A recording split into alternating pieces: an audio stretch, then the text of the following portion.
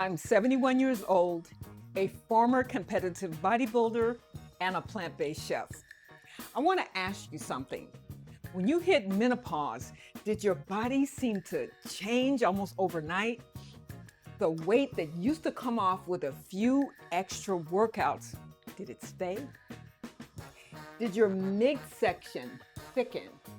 Did your jeans fit differently? And were you still eating healthy and moving your body?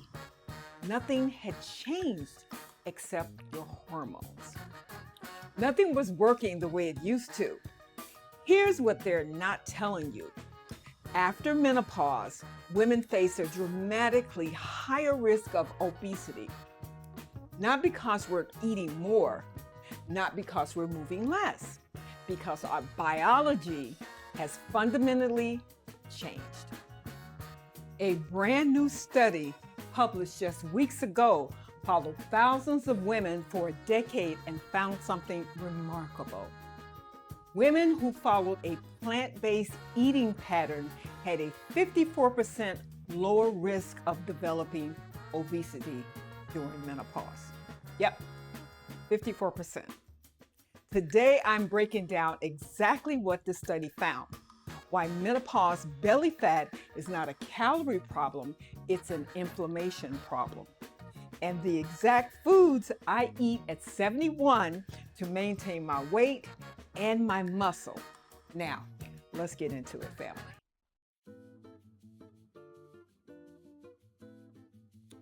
Before menopause, estrogen was doing invisible work for you. One of its jobs, protecting you from visceral fat. That's the deep belly fat that wraps around your organs. It is metabolically active. It drives inflammation. When estrogen drops during perimenopause and menopause, that protection disappears. Here's the part nobody explained. Here's the part nobody explained to me. Fat storage actively shifts. Your body starts depositing more fat in your midsection. Even if your total weight stays the same, studies show women gain 5 to 8 pounds of pure visceral fat during menopause transition. Not because they changed anything, because their biology changed. And visceral fat is different from the fat under your skin. It releases inflammatory molecules called cytokines, the same inflammatory messengers I've been talking about throughout this series. NF-κB, COX-2, the same ones driving joint pain, the same ones causing brain fog. It's not 4 different problems, it's one problem showing up in different places: inflammation. Now, the standard advice is eat less, move more. Calories in, calories out. And if you ever tried that during menopause, you already know it does not work the same way anymore. Here's why. Menopause changes how your body processes carbohydrates. Your insulin sensitivity drops. Your resting metabolic rate slows. Cortisol, the stress hormone, rises, especially when sleep is disrupted by night sweats. And cortisol tells your body, store fat in the belly. So the advice you got in your 30s to just cut calories, you already know. It was never designed for a menopausal body. You are not failing the diet is failing you. This new study was published in May 2026. It followed thousands of women for 12 years. One of the longest follow-up studies on menopause and obesity ever conducted. Researchers looked at how closely women follow something called the planetary health diet, or PHD. And before your eyes glaze over, let me tell you exactly what it means. The planetary health diet is very simple. Mostly plants, whole grains, legumes, nuts, fruits, vegetables, small amounts of fish or protein if you choose. very limited red meat, very limited processed food, and definitely very limited added sugar. The women who follow this eating pattern most closely, 54%, lowered the risk of developing obesity during menopause. Not 5%, not 10%, 54%. Here's what I want you to understand. It was not just about eating more vegetables. It was about which food showed the strongest protective effect. Number 1, legumes. Lentils, chickpeas, black beans, pinto beans. Women who ate the most legumes had the strongest protection. Why? Fiber, protein, slow digesting carbohydrates that do not spike your blood sugar, and compounds called polyphenols that directly reduce inflammation. Number 2, nuts and seeds. Walnuts, almonds, flax seeds, chia seeds, hemp seeds, healthy fats that improve insulin sensitivity and reduce inflammatory markers. Number 3, whole fruits, not juice.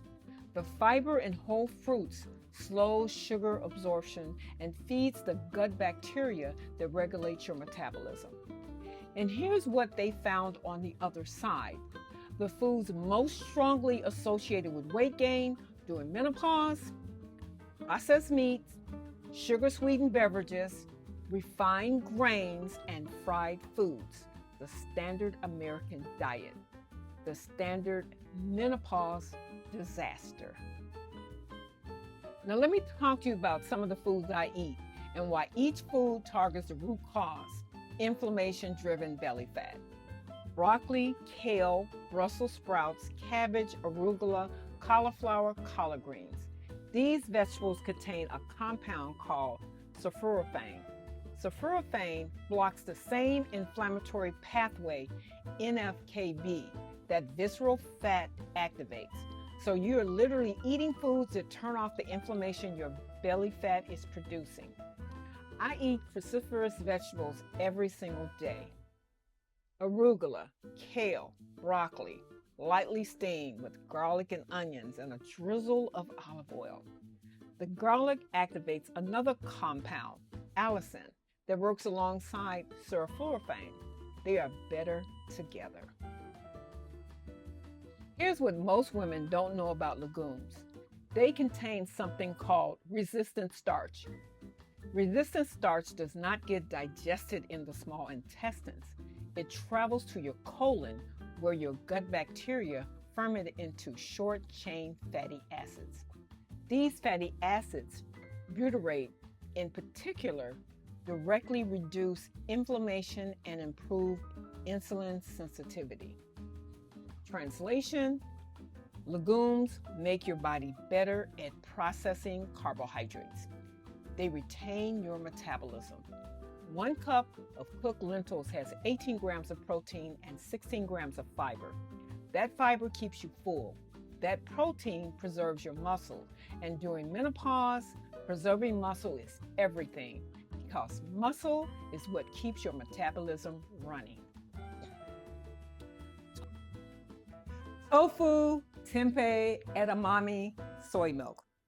Soy contains isoflavones, plant compounds that have a mild estrogen-like effect in the body. They are not estrogen. They do not work like hormone replacement therapy, but they bind to estrogen receptors and can help ease that estrogen drop. Here's what the research actually shows.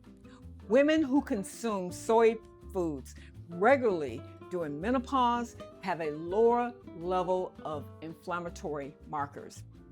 And the new PhD study specifically called out soy as one of the protective foods.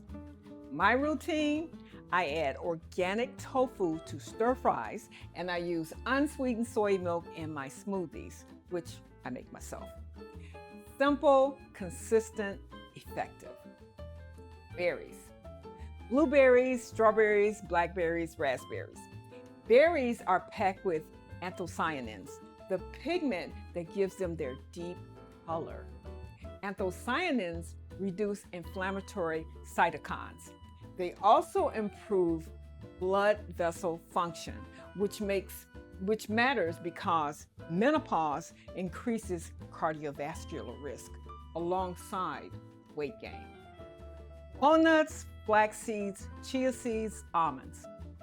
Walnuts are the only nut with a significant amount of omega-3 fatty acids, the same anti-inflammatory fats found in fish. Flax seeds contains lignans, another phytoestrogen compound. Together, they fight inflammation and improve the hormone environment. Eat 1 tablespoon of ground flaxseed in your oatmeal, a small handful of walnuts as a snack, and chia seeds soaked in soy milk. Add some berries for a pudding that will keep you full for hours. Now, I cannot talk about menopause belly fat without talking about muscle. Here's what happens after menopause. You lose muscle mass, about 3 to 8% per decade. Muscle is your metabolic engine. Less muscle means a slower metabolism. A slower metabolism means more fat storage, especially around the belly. The solution is not more cardio. The solution is resistance training. I'm 71 and I still lift weights 3 to 4 times a week. Not because I'm trying to be a bodybuilder again, because I'm trying to keep my metabolism alive. You do not need a gym. Body weight squats, resistance bands, push-ups against a wall, walking with a weight vest. Anything that challenges your muscles and tells your body, keep this tissue. We are using it. Muscle is not just about how you look, it's about how you age. Recap.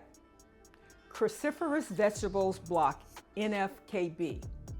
Legumes produce butyrate to heal your gut and improve insulin sensitivity. Soy eases the estrogen drop. Berries fight inflammatory cytokines. Nuts and seeds provide omega-3s and lignans your body needs. You do not need 5 separate pills. You need one way of eating, one way of living that addresses the root causes. I'm 71 years old. I'm still here. I'm still strong, still lean, still eating plants. You can do this too. I am living proof. Now, before you go, hit that subscribe button right now if this information blessed you today. I really would appreciate it. And tell me in the comments, which of these foods are you already eating and which one surprised you? I read every one. My name is Synovia. This is Eat Plants, Live Well. Peace and blessings. I'll check you later.